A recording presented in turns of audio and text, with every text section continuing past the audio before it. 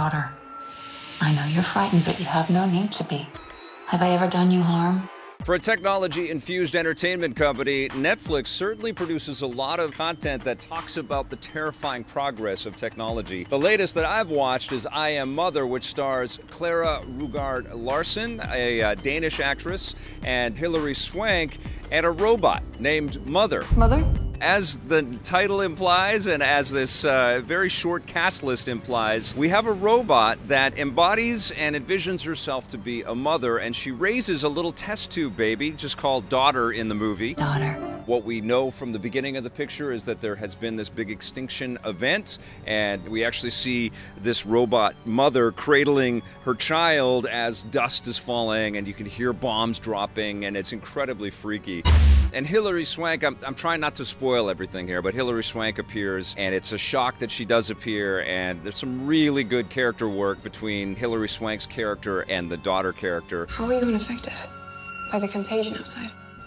Who put that in your head? It's definitely not a big showcase picture with lots of huge special effects and big action scenes and stuff. It's a lot more contemplative, and it's about sort of figuring out the mystery of, what the truth is surrounding all of the incidents that led to this current bleak present day that Daughter is facing. The world outside is lifeless.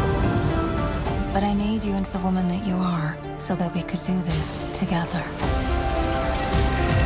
Certainly, this is a movie that gives you a lot to think about, a lot to digest. One of the weird things that I noticed as I was watching this is I did a software update on my iPhone because the new OS is out, and I'm watching it sort of update by itself. And here's this little device that is constantly around us, that is connected to servers and knows everything about us and eavesdropping on everything. And we're already dependent on our machines. We're already giving over so much of our lives for the help of these systems and different devices that we have around us. How heady is it to stop and think for a moment that future generations of human beings may be raised by robots? Mother's not what you think.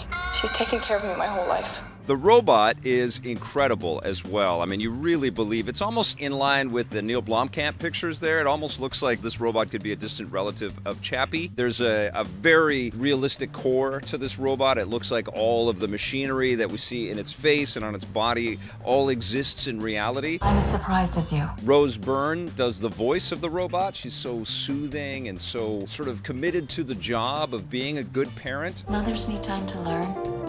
This facility was designed to give humanity a second chance, one that began with you. And it's really quite unnerving to watch this robot cradle this baby and then raise it and teach it and allow it to have some physical exercise and eat nutritious food and teach it all kinds of fundamentals about science and history.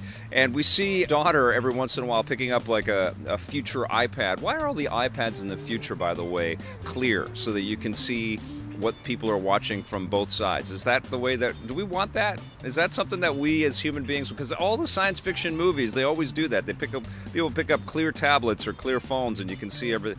It seems weird. It's a weird idea. Anyways, she watches these clear iPad videos of The Tonight Show. So she sees Johnny Carson interviewing all kinds of celebrities from the 80s and 90s, which is a little surreal and weird. But the whole movie is a little bit like that. You feel incredibly claustrophobic because you're stuck inside of this underground bunker for a big chunk of it.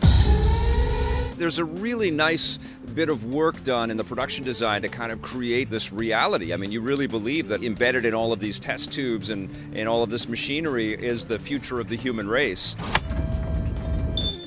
It's a frightening kind of vision, but it's really well done. It reminded me a little bit of course, you have to reference the Terminator. Get out. It's got a little bit of a Terminator vibe in there, but also Ex Machina, which also dealt with our dependency and the infiltration of robotics in our day-to-day lives. Come on, Caleb. I kind of wish that Netflix had given the team behind this movie a little bit more money and just a little bit more support to kind of fully realize the vision. There's some cheesy special effects. You don't belong here. Clearly the filmmakers didn't have the budget that they wanted to create the dystopian universe quite to the extent that could have been crafted. It's not a giant, fill the big screen Hollywood picture, but you still get it. It plays like a twisted, feature-length episode of Black Mirror in some ways, or some crafty kind of Twilight Zone episode or something. Everything I do is to protect you. I was really entranced and really impressed, and this is a win for the Netflix Originals camp. I'm going to give I Am Mother an 8 out of 10.